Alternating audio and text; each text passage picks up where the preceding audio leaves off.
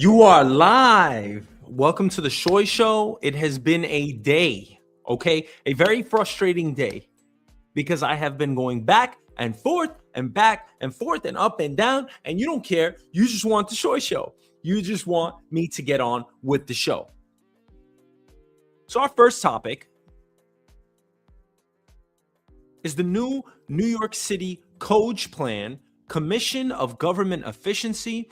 Mayor Zohran Mamdani announced New York City's version of Doge. He's calling it Coach. Gohe.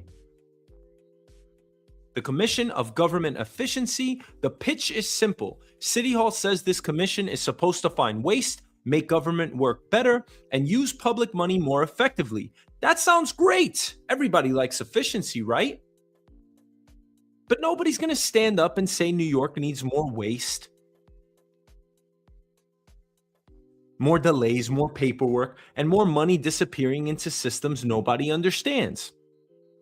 But when I hear a politician announce a commission like this, my first question is not, do I like the name? My first question is, what exactly are we fixing?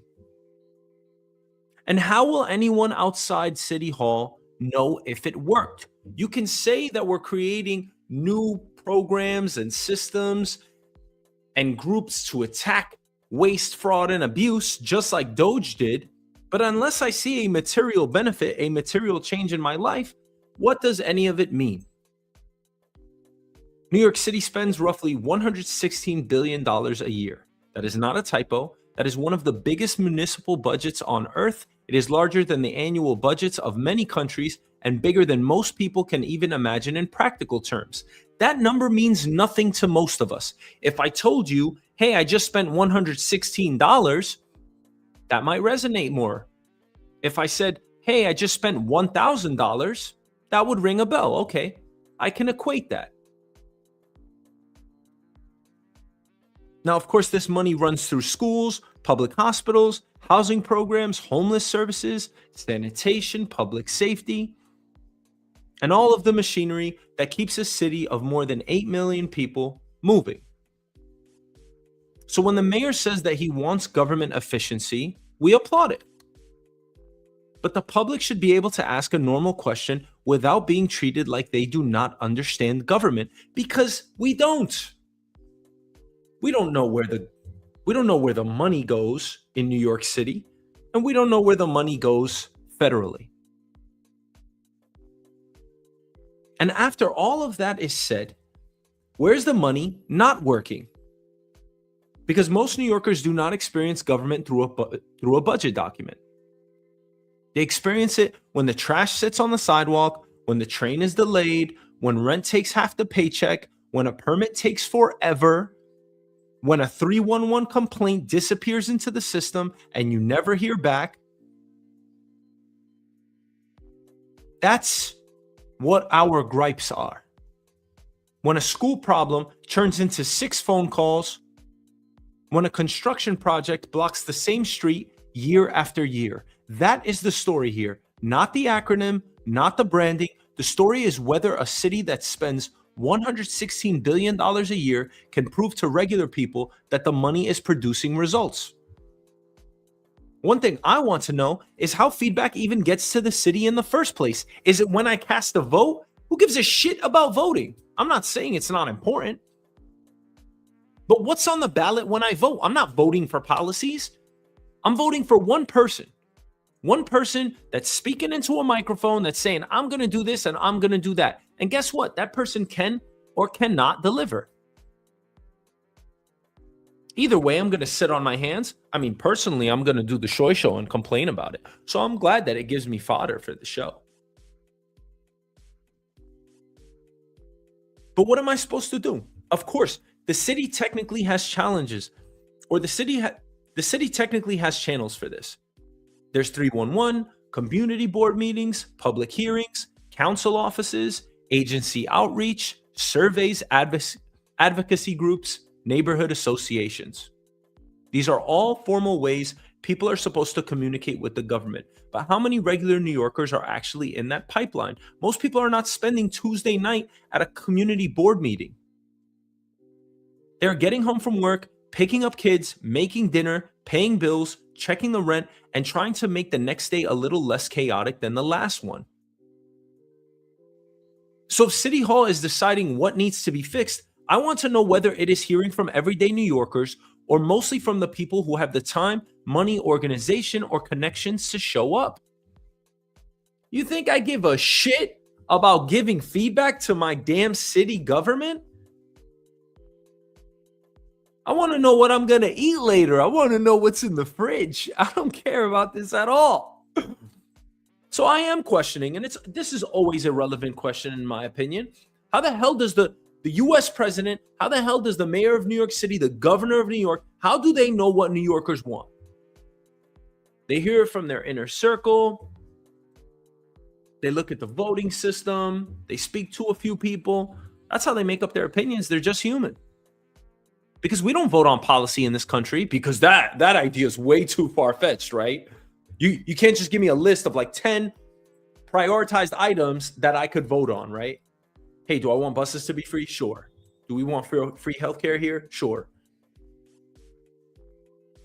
Like, and explain what I'm voting on. Maybe we mail that to our constituents every year. Oh, I've got ideas over here, baby. Don't get me started. I already started. Now, this matters because public priorities and government priorities are not always the same thing. A renter in Queens may think housing is an emergency. A small business owner may be furious about permits, inspections, insurance, fines, and regulations. We have to take the tunnel vision out of the equation. A parent may care about most schools, safety, or after-school programs. A homeowner might be staring at property taxes and asking, why is this city so damn expensive? And a person who uses a subway every day may not want a speech about efficiency. They want the train to come on time and the platform to feel safe.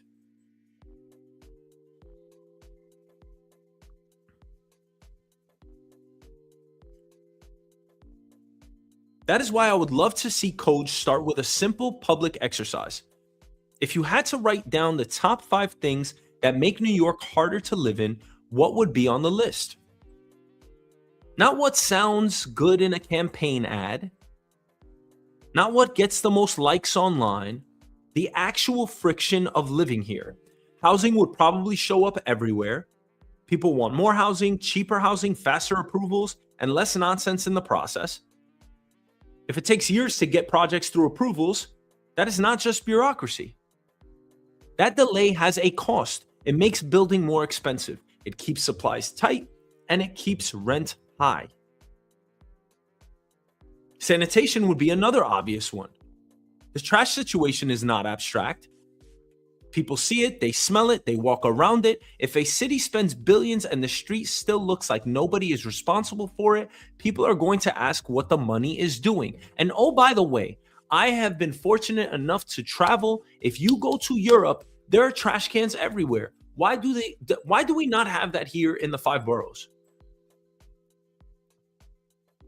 Picking up trash is not a public good. I don't give a shit. Why do I have to walk blocks before I find a trash bin, or I have to deposit it in some neighbor's trash, which they don't appreciate? Why don't we have trash bins in this city? That shit makes no sense to me. It's only in Manhattan and not everywhere in Manhattan. It should be all over the damn city. If my taxes are going to go towards something, I think that should be a public good. There would be less litter. There would be less litter in our drainage systems. I don't understand how that doesn't make sense here. Then we get into public safety, mental health, homelessness. That's a huge topic. Transit, schools, small business regulations, city contracting, and the slow motion nightmare of capital projects. New York is infamous for having these cranes going hundreds of feet in the air and projects that go on endlessly. It's literally a running joke in our city. When is the Van Wyck going to be done? When is the BQE going to be done? When are these renovations of the Cross Bronx Expressway going to be done? New York has a way of turning simple things into expensive, multi-year ordeals. A project starts with one cost and one timeline, then the years pass, the price changes, the excuses pile up, and by the end, nobody remembers what was originally promised. Maybe that's the strategy here by the government.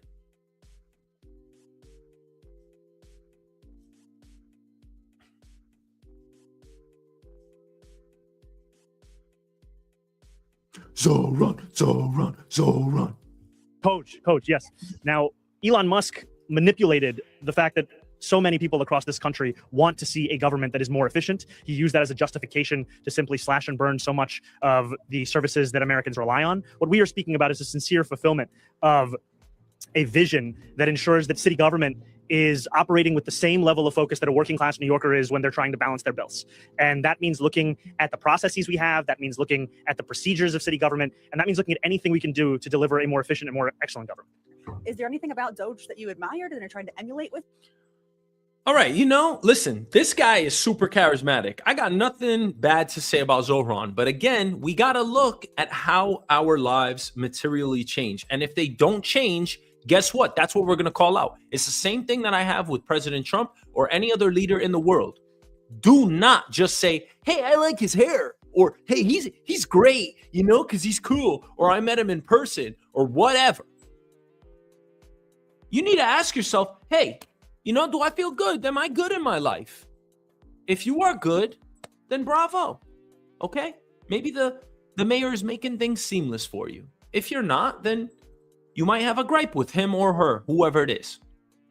But what I really want to get to is look at that microphone. You've all seen a microphone like that before, And it's certainly like, look at the microphone. I don't mean to, look at how big and tall it is. It's certainly phallic. Well, I got a phallic picture for you later, but that's the next topic. Look at that microphone. It looks like why has it got to be like that? Who knows? I'm not in production. Actually, I am, but that's besides the point. So, this is where a real efficiency commission could matter. Not by pretending you can fix the city by canceling bottled water at meetings. The real money is in procurement, construction timelines, contract oversight, agency coordination, empty office space, which we are cutting back on, cutting overtime, technology systems that fail, duplicative programs, and approvals that make everything slower and more expensive. But that also means Coach has to be willing to touch real interests. Symbolic waste is easy. Real waste has a constituency. Somebody has the contract. Somebody has the contract. Somebody runs the program. Somebody benefits from the delay. Somebody prefers the system exactly as it is because the system works for them, even if it does not work for everyone else. So, of course, there will be collateral damage. Everything is intertwined here. You cut back on some programs, some people are going to feel it. But again, this is why people have to speak up. But I think there needs to be additional vehicles for us to get our feedback to the government. And who's actually reading all of this? Who's actually distilling our feedback down to something digestible for our leadership? Is anyone doing it? Last time I called 311, I never even got an answer back. I did it several times for a freaking tree in front of my house. The way I see the system personally is that I go cast a vote every 4 years, and that's that. When something pisses me off, I complain about it. But how do I get true feedback out there to the government so that they reciprocate and turn around and make laws that are in my best interest?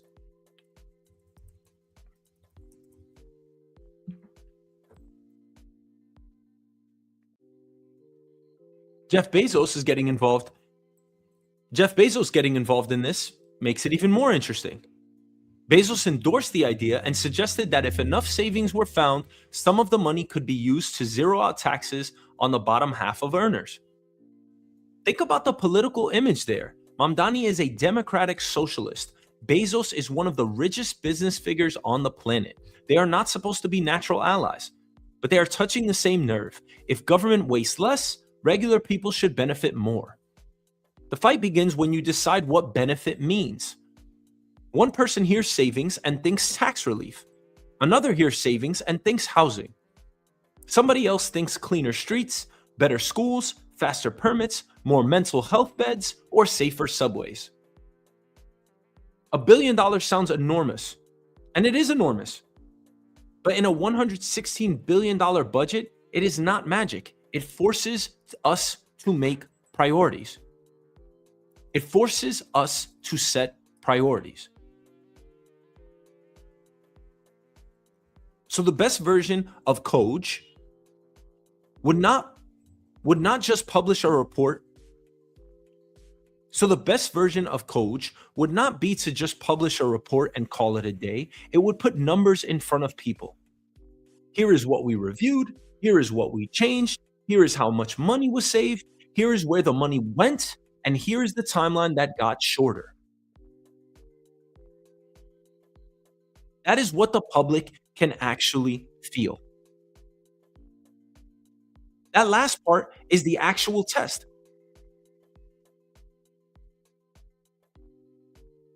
If this works, people should not need a press conference to understand it. They should notice that the permit moved faster, the street got cleaner, the project finished closer to schedule, the complaint did not vanish, and the agency answered the phone when it counted. Otherwise, New York did not get reform. It just got another acronym. So my question to the audience is simple. If City Hall gave you one page and said, tell us the 5 things that would make New York work better, what would you write down? And after that, what would you stop paying for? The reality is that there are a lot of things that don't matter to you until you come into contact with them. And there are also things on the flip side that are ailing you, that are personal to you and your family and the people around you. If you could be mayor for the day, what would you prioritize and deprioritize? Because that feedback is the most important. If we could get that type of information back to our leaders, they could potentially serve us better. All right, next topic. I told you I would show you something phallic. America 250. Who's excited? July 4th, 2026. Set your calendars. Set your clocks. Mark your calendars. America turns 250 years old. That's this year, not next year. The country is reaching the 250th anniversary of the Declaration of Independence. And Washington is treating it like a national birthday season. On one level, that makes sense. A country reaching 250 years of age, that's a real historical event. The United States has survived a civil war.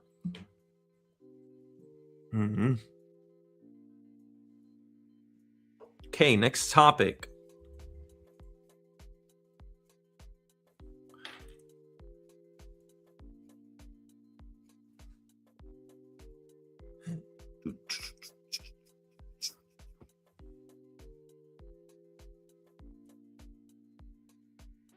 Okay, next topic. America 250. America turns 250 years old on July 4th, 2026. Are you excited? America's big birthday bash? Yeah, happy birthday. Yeah. America 250. Yo. Now that's a huge milestone. The country is reaching its 250th anniversary of the Declaration of Independence. And Washington is treating it like a national birthday season. Happy birthday, America. Now, on one level, that makes sense. A country reaching 250 years? It's a big deal. The United States has survived a civil war, 2 world wars, the Great Depression, the Cold War, The 2008 financial crisis, 9/11, political assassinations, impeachments, riots, scandals, recessions. That's a long list of moments when people thought the country was coming apart. Yet here we are, still arguing, still voting, still paying taxes, and still celebrating July 4th. So yes, I understand why people want to mark the anniversary. The question is not whether America turning 250 is important.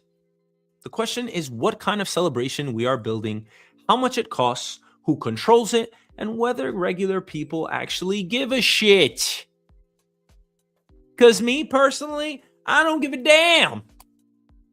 I mean, it's pretty interesting. It's cool to be a part of it. Can you imagine what they thought about in 1976? Or 1876? Or 1776? Can you imagine? I mean, it's pretty amazing, right? You think about the garb they were wearing, the clothes. Now, the official congressionally created effort is America 250. That's the name of the event. A nonpartisan semi-quincentennial initiative that has been planning national events, historical programming, educational projects, service campaigns, museum partnerships, state-level activities, and ways for people around the country to participate. America 250 says the goal is to engage the country broadly, not just create a Washington ceremony.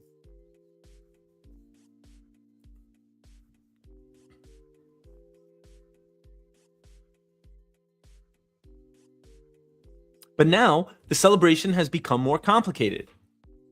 Reporting this year has described tension between America 250 and a Trump-linked Freedom 250 effort. Congress has appropriated significant federal money tied to the anniversary, with reports describing tens of millions already in play and a larger $150 million pool connected to 250th anniversary events, celebrations, and activities. The confusing part is that not all of this money flows through one clean bucket. And not all of the celebration is public money. There are federal funds, private donations, nonprofit fundraising, state and local costs, corporate sponsorships. That is why the public question is fair. How much is this birthday party actually going to cost by the time it is over? Yeah, America. Because the headline number is never the whole number. If the federal government appropriates money for the anniversary, that is one piece. If states and cities host events, that is another. If museums, parks, schools, tourism agencies, and nonprofits build programming around it, the costs spread out. Add security around Washington events, crowd control, road closures, emergency services, and everything else that comes with a national spectacle, and suddenly the price tag becomes much harder to explain in one sentence. Then Trump added the detail that grabbed everyone's attention: a UFC event on the White House grounds. That sentence still sounds insane when you say it out loud. The White House has hosted presidents, prime ministers, kings, queens, state dinners. Now the country is talking about an octagon on the White House lawn as part of America churning 250.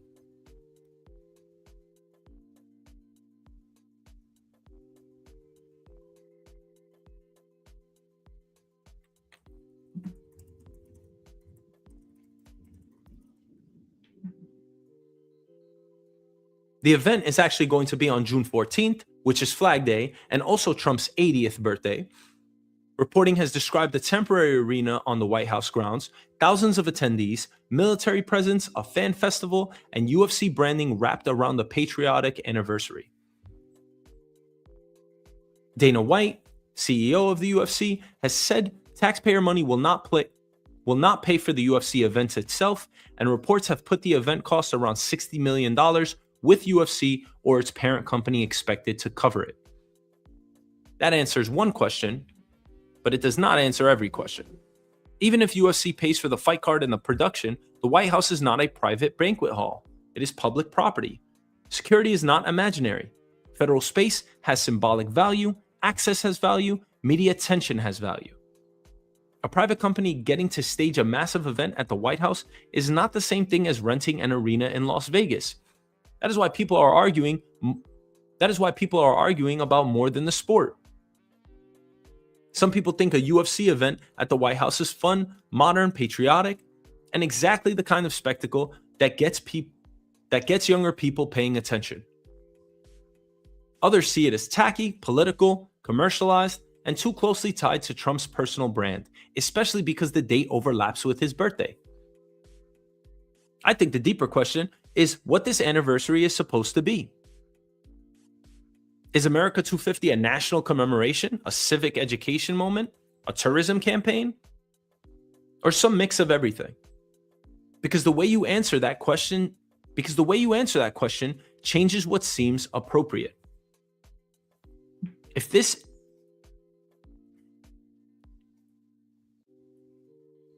is about history, then maybe the money should go into museums, archives, school programs, historic site restoration, national parks, and local communities. Maybe they can tell their own stories. If it's about national pride, maybe you build big public events, concerts, fireworks, military ceremonies, and massive gatherings. But if this is about unity, then the events should feel like they belong to everyone, not just to one administration or one political tribe.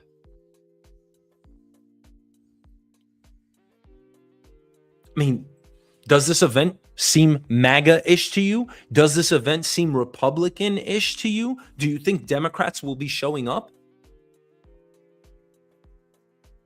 Is it nonpartisan? Is it bipartisan? That's why you have several artists and performers that pulled out. And now Trump will be making a speech and essentially having a rally instead. With all that said, the public has a right to ask who is actually showing up.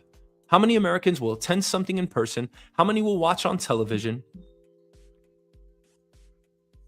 How many even care that the country is turning 250 this year?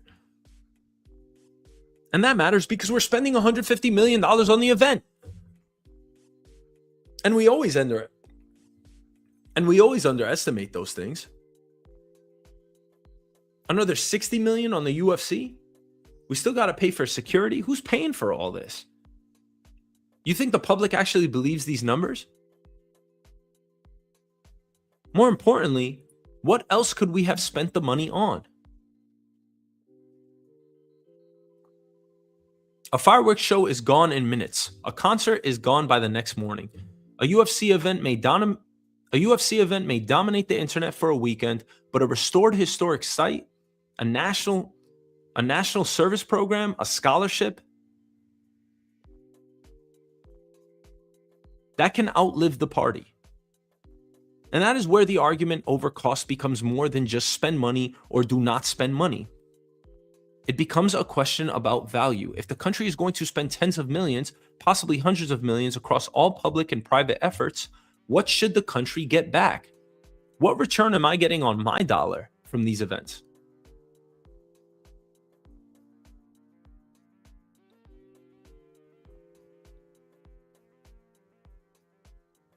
I mean, we had a Bastille Day last year where we paraded out our military. That costed hundreds of millions of dollars. And nobody even showed up. What does that tell you about that type of event?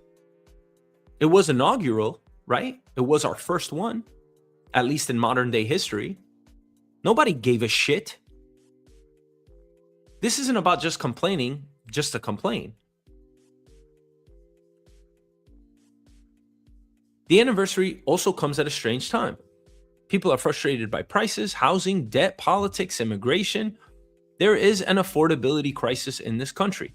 So when the government throws a giant birthday celebration, we should naturally say, can we fix the house before we throw the party?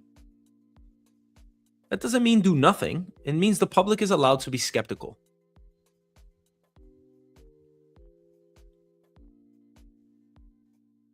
America turning 250 should be bigger than one president. it should include everyone. It should not go along party lines. If the celebration becomes a national mirror, then the question is not just how much it costs. The question is, what story is America telling about itself? Are we telling a story about freedom, survival, democracy? Do we have a democracy today? We can't even agree on if there's meddling in our elections. Is this about military power? Innovation?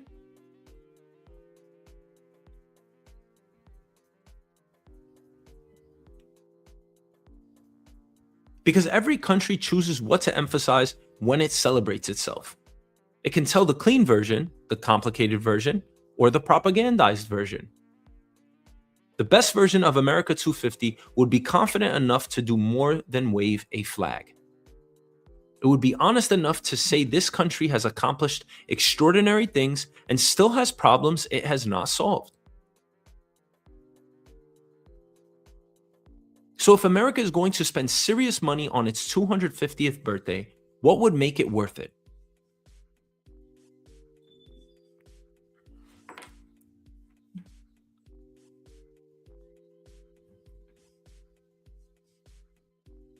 A massive show in Washington? A UFC fight at the White House?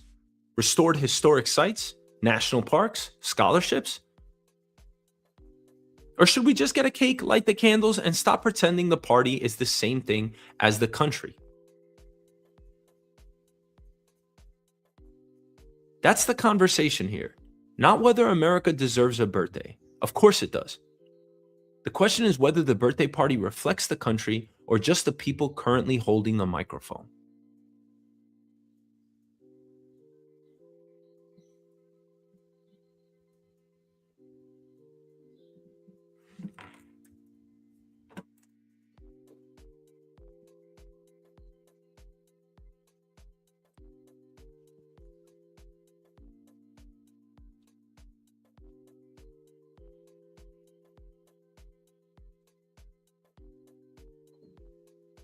All right, next topic, Alpha Raccoon. What? This next story sounds like a joke until you realize the dollar amount. $1.2 million. That's what we're talking about. Yeah, bring out the big guns. A trader using the name Alpha Raccoon, he is now infamous, allegedly made more than $1.2 million on Polymarket by using confidential information from inside of Google. Now we're getting a little spicy over here. The person charged is Michelle Spagnuolo, a Google software engineer. Federal prosecutors say he had access to non-public Google search information and used it to place bets tied to Google's year in search results. That is the annual list Google releases showing what people searched for most during the year. The allegation is not that Alpha Raccoon was simply clever. It is that he had the answer key.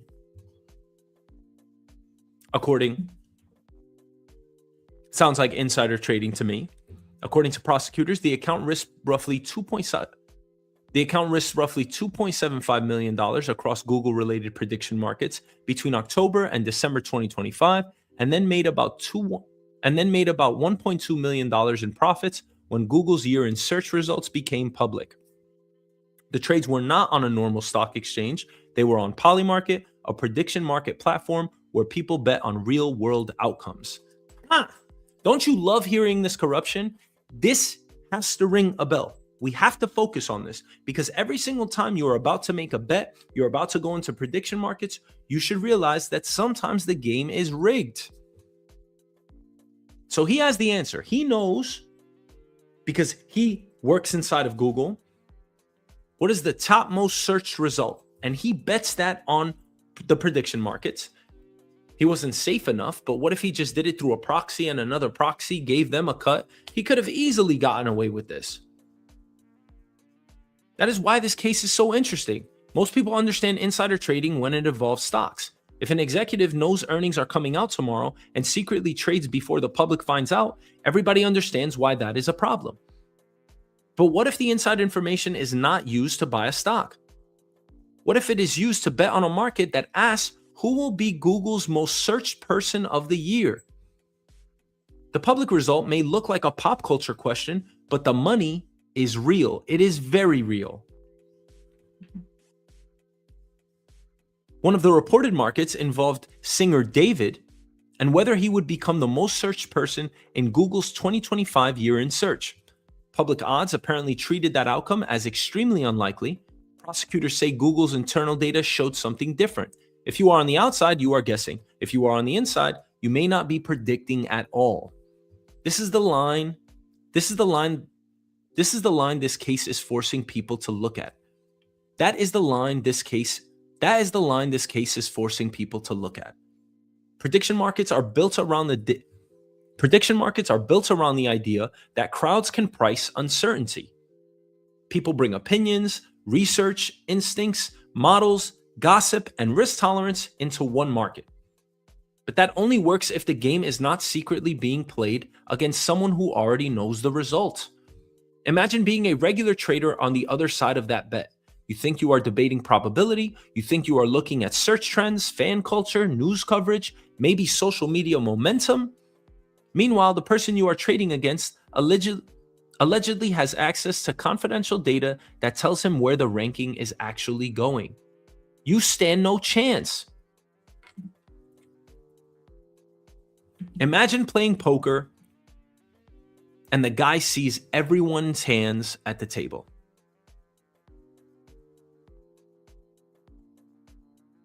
That's not market wisdom. That is not market wisdom.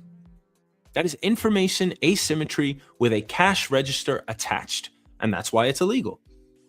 And this is much bigger than Google search results. Think about how many people in the modern economy sit on information that can move money.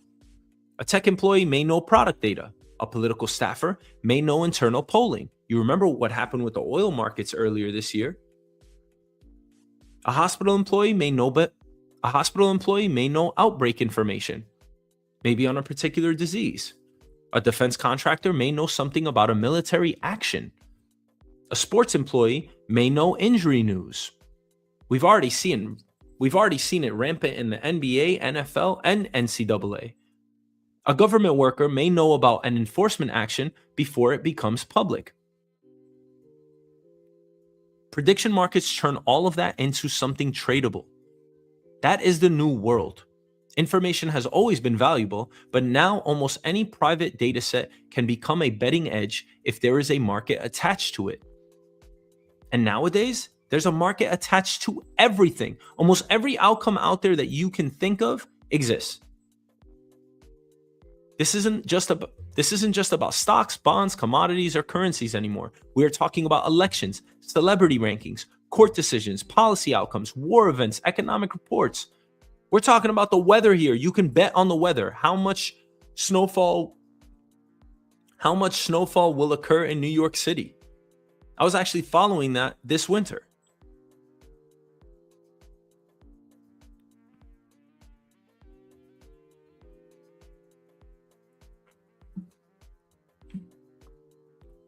So the natural question is whether prediction markets should be treated more like financial markets. If people are betting thousands or millions of dollars on real-world outcomes and insiders can profit from non-public information, then regulators cannot pretend this is just a game. The wrapper may be different, but the abuse is familiar. Someone allegedly took confidential business information, used it to trade, and then tried to conceal the proceeds. That is typical insider trading. That is the definition of it. Of course, the charges are serious. Commodities fraud, wire fraud, and money laundering. Prosecutors are making the point that misappropriated inside information does not become legal just because the trade happens on a prediction platform instead of a stock exchange. Does that protect everyday investors? Absolutely not. The reason why the SEC and our government institutions go after people like this is because it undermines the integrity of our systems. You already know that there's market manipulation in the stock market. If you don't, go back and just read, do some research on Do some research on Google. You're going to find a whole bunch of articles, currency markets, stock markets, options, everything. There is corruption galore. And every time one of these cases comes out, I like to shed light on it because it should remind you not to take up too much risk, to be a little bit more humble with your approach, and just to try to remain solvent as best you can, because the market is directionally going to go up. But there are going to be events like this where you just can't manage that volatility other than having enough money in your account. So can you win? Yes. This is gambling. Event-based outcomes, this is gambling. This is not investing. Investing is buying a company with real financial assets, owning them for the long run. This is a yes or no binary outcome. That is not how investing works. That is not how real world companies work.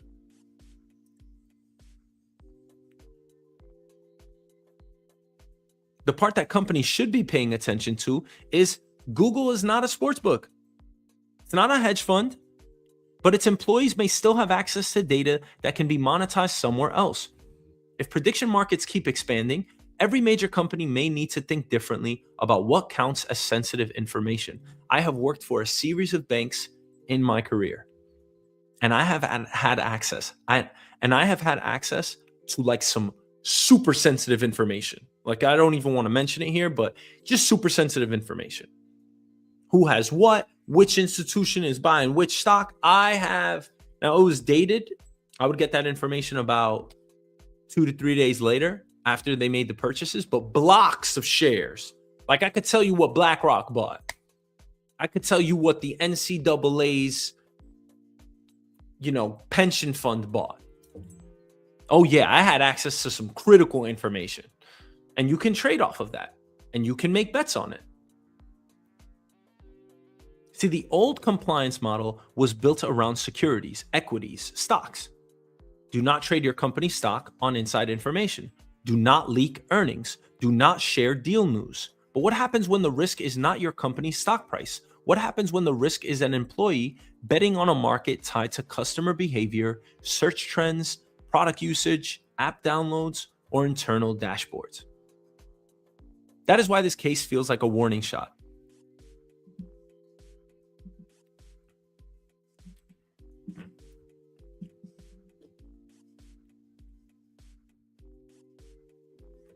It's not just about one Google employee. It's about a system where almost every private data set can become a market advantage. The more prediction markets grow, the more tempting it becomes. And the public has a right to ask whether normal people are betting in markets where insiders quietly know more information than everyone else. The weirdest part is that this subject matter sounds so harmless. Google's year in search, celebrity rankings, pop culture, but the money was not harmless.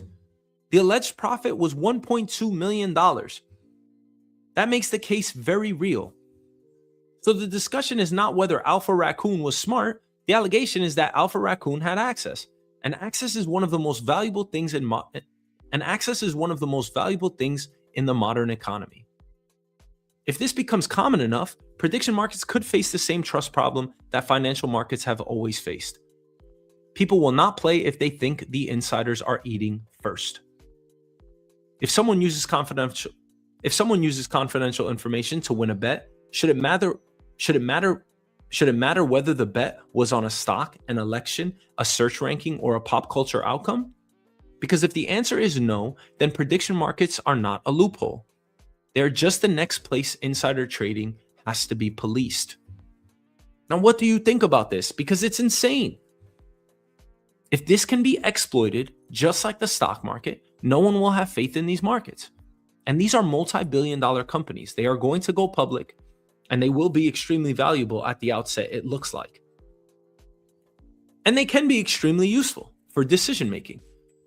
If people actually think that we're going to get more rain, more hurricanes, more snowfall, then maybe that's a case to do something about global warming and curbing environmental pressures as a society, maybe a global one.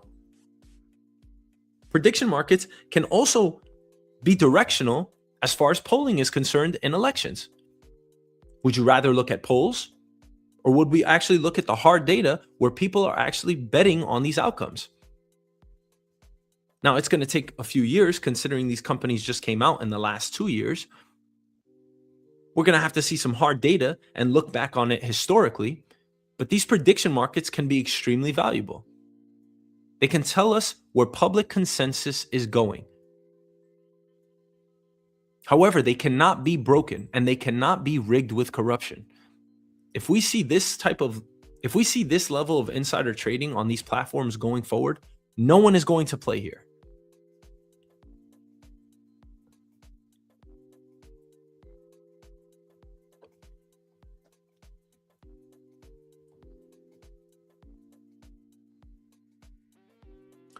All right, here comes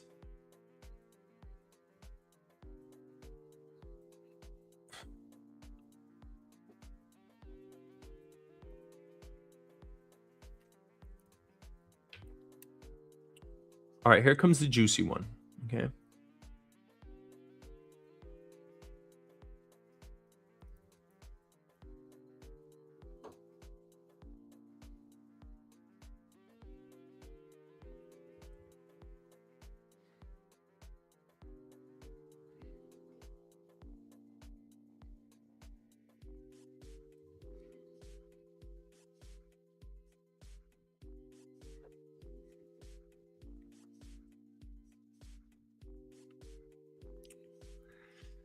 Okay.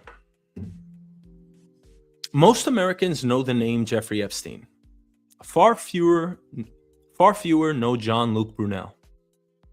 But if you are trying to understand the allegations around Epstein's network, Brunel is not some random side character. For years, victims, journalists,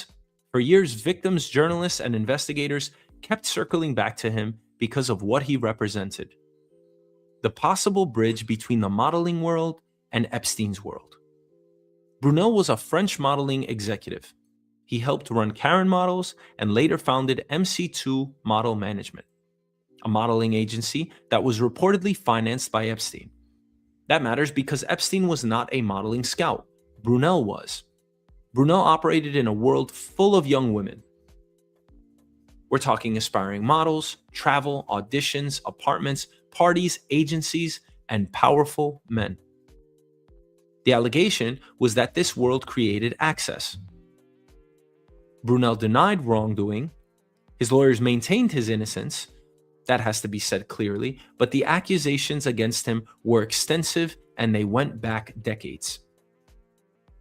A 1988 investigation by 60 Minutes brought attention to claims about sexual misconduct and exploitation in the modeling world.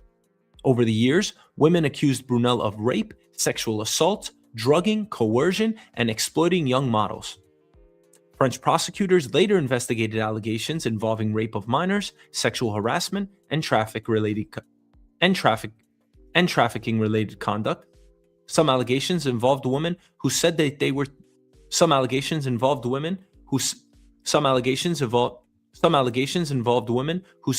teenagers at the time. Virginia Giuffre, one of Epstein's most prominent accusers, accused Brunel of being part of the broader Epstein network and alleged that he recruited girls for Epstein. She says so in this book, Nobody's Girl. Other women alleged that Brunel used modeling opportunities as the doorway into exploitation. Former model Courtney Sorensen alleged that Brunel repeatedly sexually assaulted her and claimed he pimped her out to powerful men, including Epstein. Another allegation involved a woman who said Brunel drugged and raped her when she was 17 years old.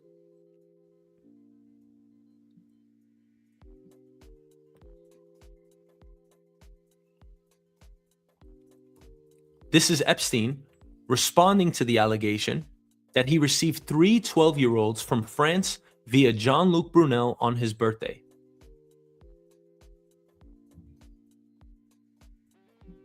This is how he responded.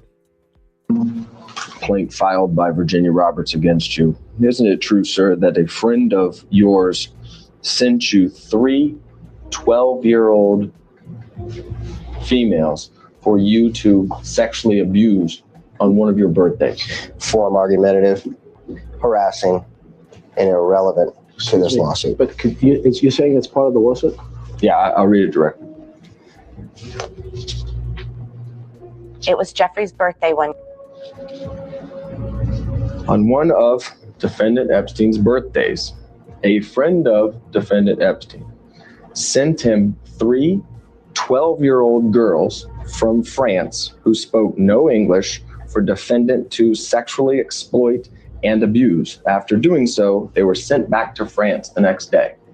Isn't that true? Once again, I'm going to move to strike. Irrelevant, argumentative, harassing. I would like to answer that question. I really would. However, today, my attorneys have told me I have to assert my Fifth Amendment, Sixth Amendment, and 14th Amendment rights of the U.S. Constitution. You're invoking your Fifth Amendment rights to each of these questions because you know that your answers will incriminate you and you feel that it will result in you being prosecuted for these crimes. Isn't that right? Objection, argumentative, harassing. Yeah. You know who can invoke their amendments and their rights? The uber rich. Now, again, I'm reading this book right now. I had to put it down. I'm going to finish in a couple more days. It is horrendous. This is Virginia Roberts Giuffre. She is the girl that was in the picture with Prince Andrew. If you don't recall, Google it. I could put it up on screen right now. And it is just horrendous. Of course, he denied these claims. If you recall this photo, this is the girl. She's, I believe, 17 at that time. I believe this is in Epstein Island. It is an insane book.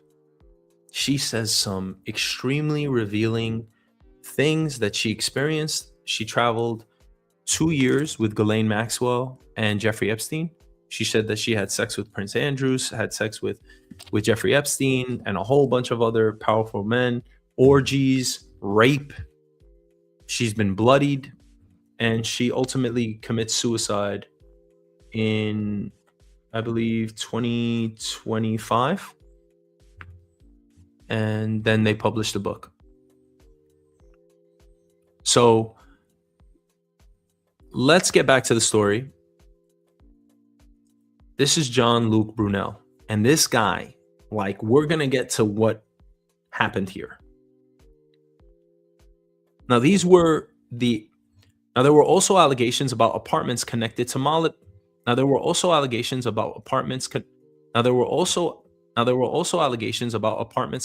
modeling agencies, young women being housed in vulnerable situations, and a world where ambition could be turned against people.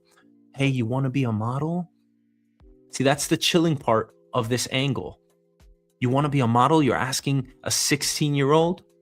That young woman is thinking she's chasing a career. She is being told she has potential. She can travel. She can meet important people. She can make money, and she can get introduced to a world that could change her life. This is manipulation at its finest of our youth. Of course, the power imbalance becomes enormous. That is why Brunel mattered to investigators. He potentially knew how parts of the pipeline worked. He managed it. How were young women recruited? Who arranged travel? Who paid expenses? Who introduced them to Epstein? Who knew they were underage? Who ignored the warnings? Those are the kinds of questions a trial might have explored. But let's put the timeline together here. Epstein was arrested on July 6, 2019 for the second time. That was at Teterboro Airport in New Jersey. Federal prosecutors charged him with sex trafficking of minors and conspiracy. For the first time in years, it looked like Epstein might finally face a full federal trial. Then on August 10, 2019, Epstein was found dead in his cell at the Metropolitan Correctional Center in Manhattan. The medical examiner ruled it suicide by hanging. Federal investigators later documented serious failures at the jail, including monitoring failures and falsified records. Whatever people believe beyond that, the official finding was suicide, and the practical result was immediate: no Epstein trial. No trial means no full public presentation of evidence. No witnesses telling the story in court, no cross-examination, no verdict, and no full legal record of the operation prosecutors said he ran. After Epstein's death, attention turned to the people around him. Ghislaine Maxwell was arrested in July 2020 and eventually went to trial. In December 2021, she was convicted on federal sex trafficking related federal sex trafficking related charges. That trial gave victims some public accountability, but it still did not answer every question about the broader network. Brunel was arrested in France in December 2020.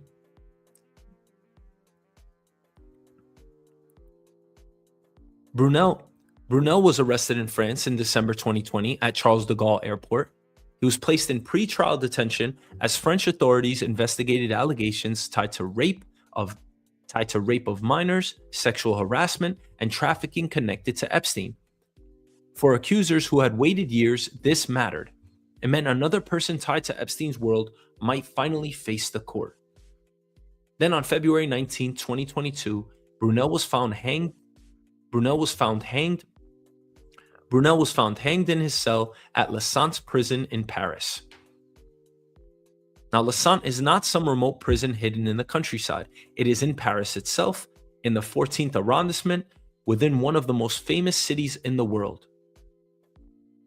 That detail matters because it creates the obvious comparison.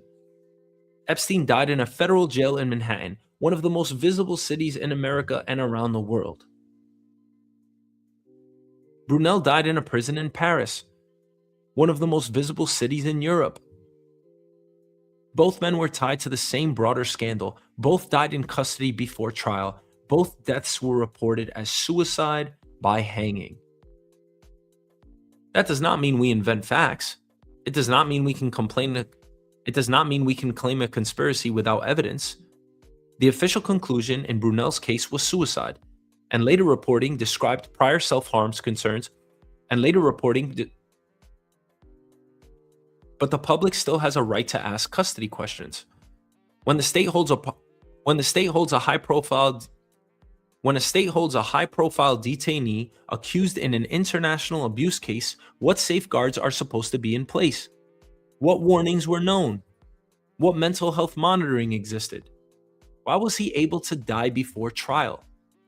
Those questions are not conspiracy theories. They are basic questions about prison responsibility.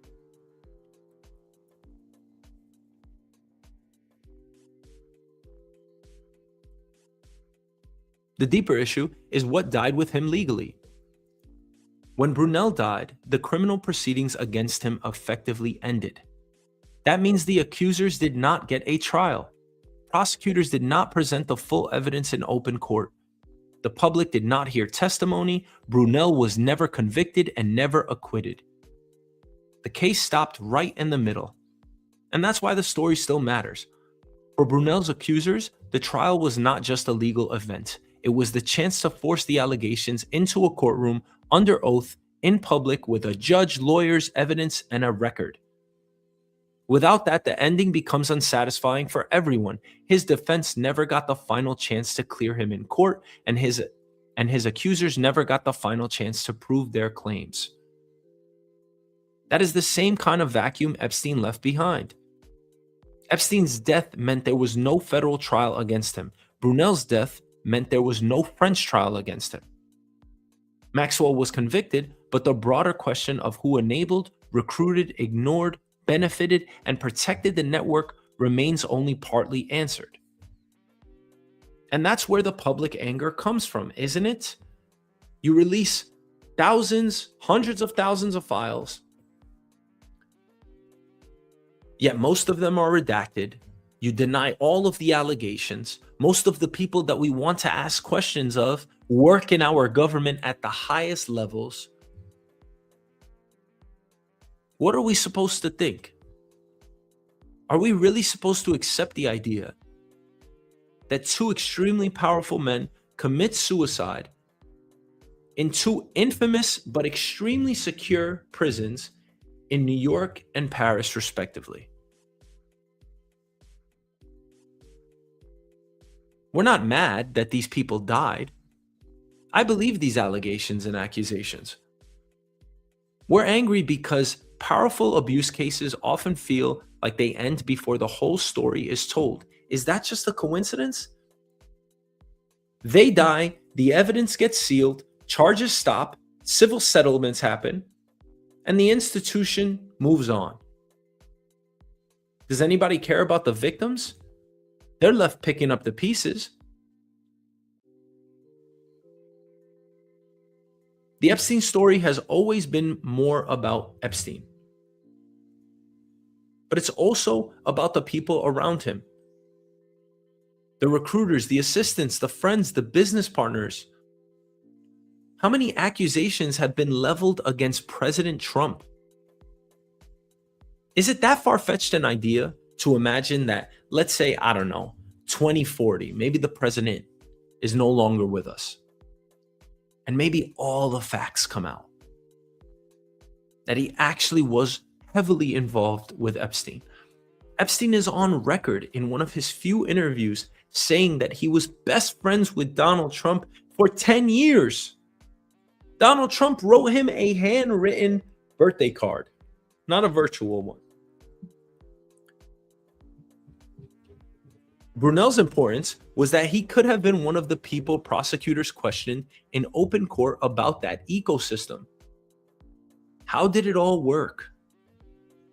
How did you manipulate, find, hire, and procure all of these young women, send them thousands of miles away to be raped, tortured, manipulated by older and much more powerful men?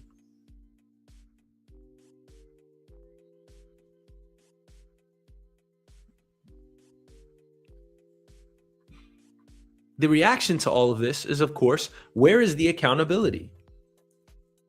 And what does it look like when a defendant dies before trial?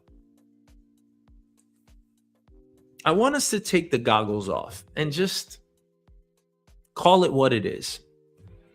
How many mafia movies do you have to watch when a witness would all of a sudden die before his testimony could be heard in trial? What do you think happened? It was usually the mafia, right? What do you think happened here? Two extremely powerful and influential men that knew boatloads of information. They are sitting in prison, and now the government has no other choice. Guess what? I guess we got to do what we got to do.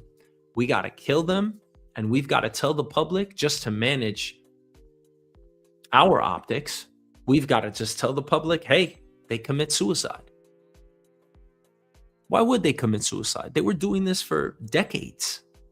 You think all of a sudden they just grew a conscience? And more importantly, the accusers, the victims, they never get due process here.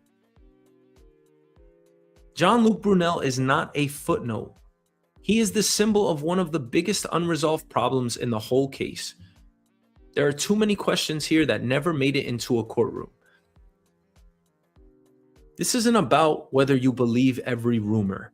The question is what the public lost when Epstein died before trial and Brunel died before his. Because if the justice system never reaches the full story, people will keep trying to fill in the blanks themselves. And you know what I think? I totally believe that they were not killed, or they were killed by the government, Illuminati, whatever conspiracy you want to say. But I do not believe that they killed themselves. I cannot possibly believe that story. We're talking about extremely small jail cells, surveillance cameras, correctional officers on duty 24 hours a day within feet of the cell. So there is virtually no opportunity for them to kill themselves. On top of that, even if there is, there are enough deterrence to stop them. And lastly, I actually have a couple of friends that are corrections officers. There's virtually no way to even hang yourself.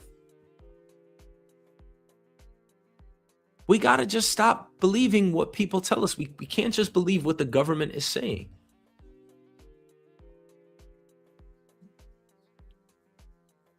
Jean-Luc Brunel, man, what he did was devastating. And it's just a travesty. And hopefully the truth comes out one day.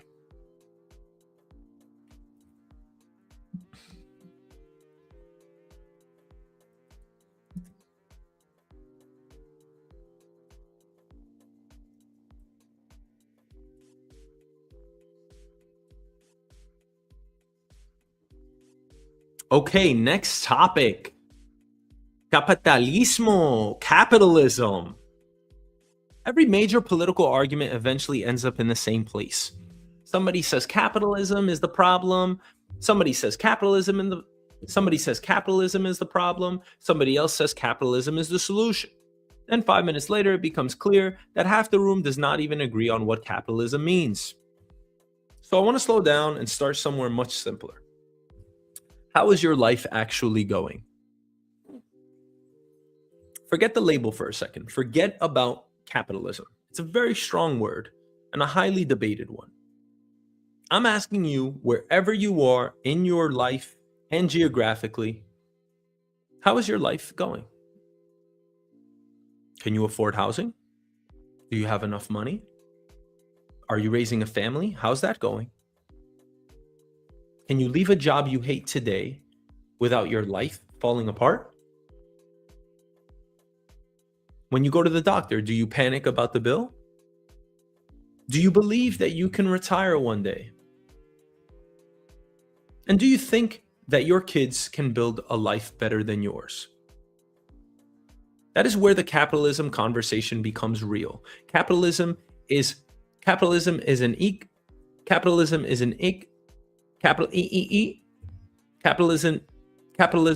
economic system built around private ownership, markets, investment, profit, and wage labor. In plain English, some people own assets and businesses, and most people sell time, labor, skills, or attention to make money. One person owns the restaurant, other people work in it. One company owns the app, drivers, coders, support staff, creators, advertisers, and customers all plug into it. One landlord owns the building, tenants pay the rent, one corporation owns the platform, millions of people use it, work on it, or depend on it. That is what people actually mean when they talk about the means of production. Who owns the things? Who owns the thing that produces value? Who owns the factory, the building, the land, the software, the brand, the patents? Ownership is the key word. If you own assets, money can come to you while you sleep. If you do not own assets, your time becomes the thing you sell. That is one of the simplest ways to understand capitalism. Some people own and other people work.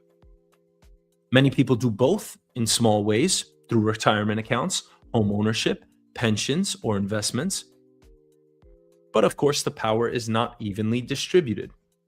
That is why people say the stock market is not the economy. Wall Street can hit record highs while Main Street feels broke. A company can report record profits while workers are worried about rent.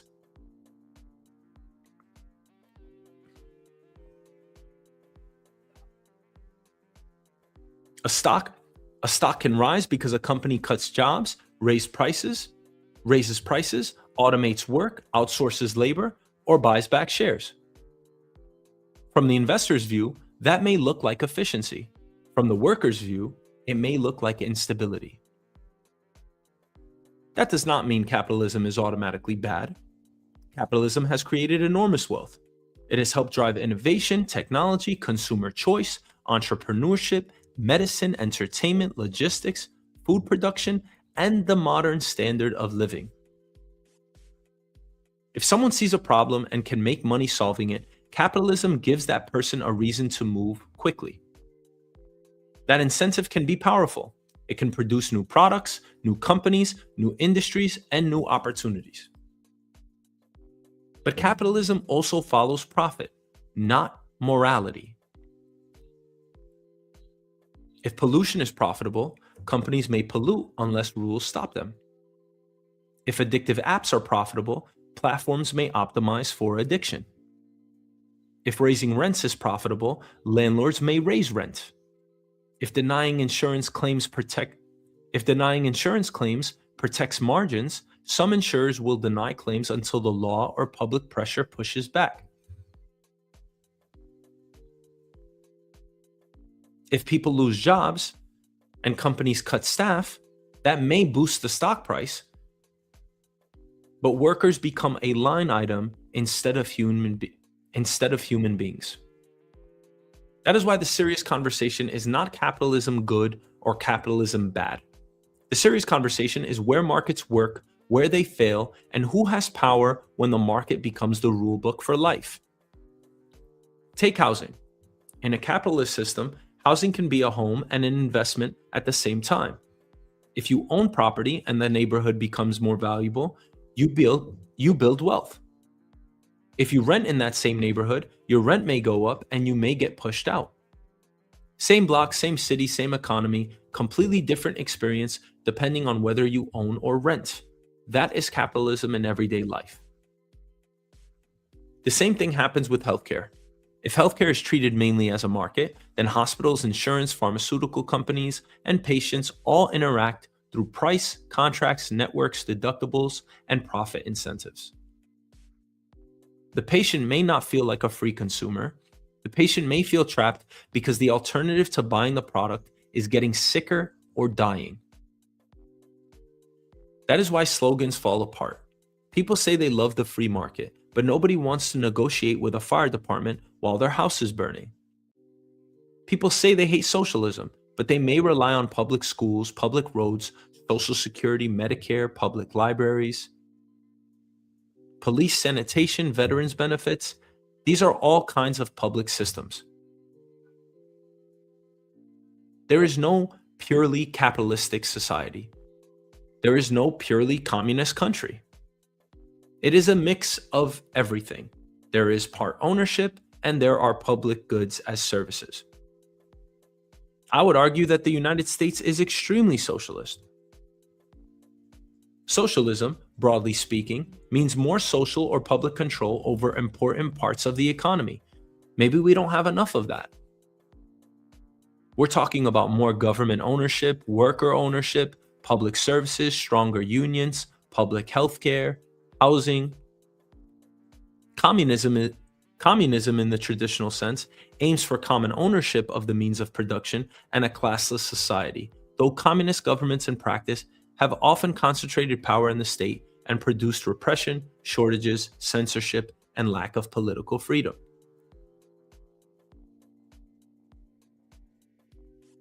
You may see some countries that have more of a tendency or more of an inclination to be more communist, like China or Cuba. Probably less freedom, less ownership, but that doesn't mean that ownership does not exist. You can own a house, but they lease the land. So when people throw these words around, we need to ask what they mean in daily life. Does socialism mean Medicare? Does it mean the government owns every grocery store? Does capitalism mean small businesses competing fairly, or does it mean giant corporations controlling entire markets? Does communism mean workers sharing ownership, or does it mean one-party state control? People use the labels like weapons, but most of the time, they are really arguing about outcomes. And that's where we come full circle here to the premise. How is your life doing? Because the questions that most people will ask themselves are, can I live? Can I work and still have time for my family? Can I afford a home?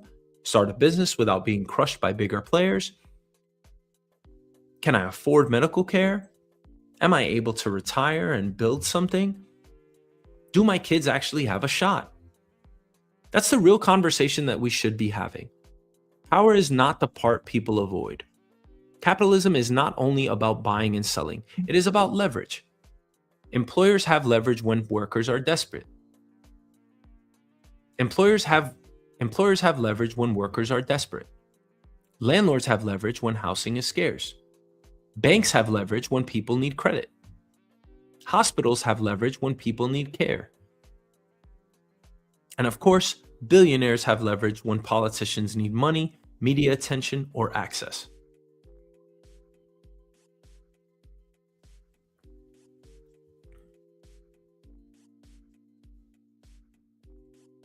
Democracy says one person, one vote.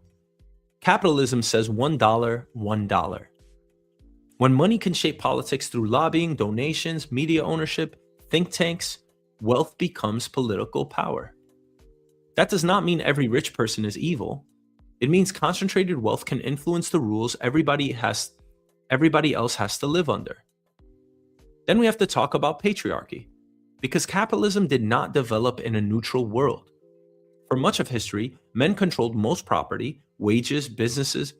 Men controlled most property, wages, businesses, inheritance, banking, politics, and legal authority. Women were pushed into unpaid domestic labor, raising children, cooking, cleaning, caring for the sick, managing households, and supporting husbands. They're the ones holding families together. That unpaid work made paid work possible, but the economy often treated it as invisible. If someone shows up to work every day, somebody fed them, raised them, cared for them. If someone shows up to work every day, somebody fed them, raised them, cared for them, taught them, and kept life functioning around them. Care work is real labor, whether or not the market pays for it properly. Whether or not the market pays for it properly. That matters today, because childcare is expensive. Childcare is expensive because care is labor. Elder care is expensive because care is labor. Teaching, nursing, home health work, cleaning, food service, and emotional labor have often been underpaid or dismissed because society treated them as extensions of women's expected role rather than skilled work. I personally think that being a mother is the hardest job in the world. So when people say we value work, we should ask which work counts.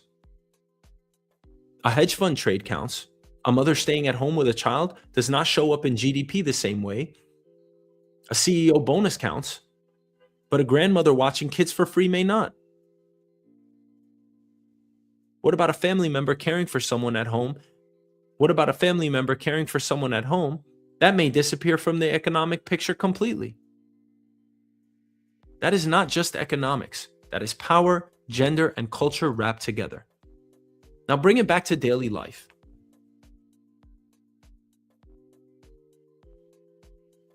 We live in a consumer economy. We are constantly buying groceries, rent, mortgage, payments, phones, internet, insurance. If wages do not keep up, credit fills the gap. Credit cards, student loans, car loans, medical debt, buy now, pay later. The system keeps moving because people keep spending, even when the spending is financed by stress. So are we prosperous? Or are we financing the appearance of prosperity? That's a real question. If the stock market is booming but ordinary people cannot absorb a $500 emergency, what does that tell us? If the economy is growing but young people cannot afford homes or children, what does that mean? If productivity rises but workers do not feel secure, where did the gains go? Supporters of capitalism will say the answer is not to destroy markets. They will say we need more competition, fewer monopolies, better incentives, easier business formation, and less red tape. Those are the building blocks for stronger pathways. Those will build stronger pathways for ordinary people to build wealth. That argument has some weight. A society where nobody can start or own anything becomes stagnant and controlled. Critics will say that the market cannot be trusted to provide dignity on its own. They will point to healthcare, housing, childcare, climate, monopoly power, and the way profit can run ahead of public goods. That argument has weight too. A society where everything is for sale can become rich on paper and miserable in practice. So the real point here is balance. What should be a market and what should be guaranteed? What should private companies run and what should the public control?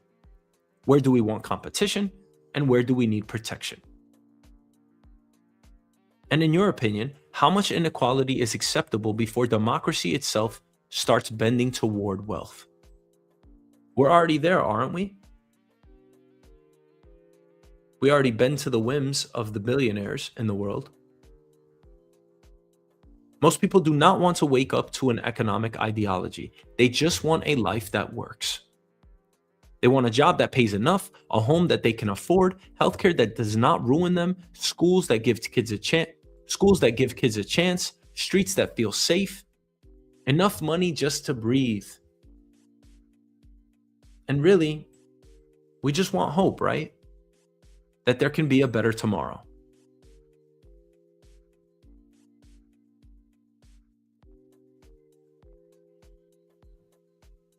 That is why the better title for this conversation was not Capitalism Deep Dive. It's why I asked the question up front. Who is this economy actually working for? If your answer is, it is working great, then say why. If your answer is, it is crushing people, then say where. If your answer is, it depends, then explain what parts are working and what parts aren't. Because maybe the goal is not pure capitalism. Because maybe the goal is not just pure capitalism, communism, or socialism. Maybe the goal is a society where markets create wealth, public systems protect people from disaster, workers share more of the upside, families can survive without drowning in debt, and ownership is not reserved for the top. It's not about what label you like. It's what kind of life you want people to be able to live. And ultimately, how your life is actually going. Thanks for watching.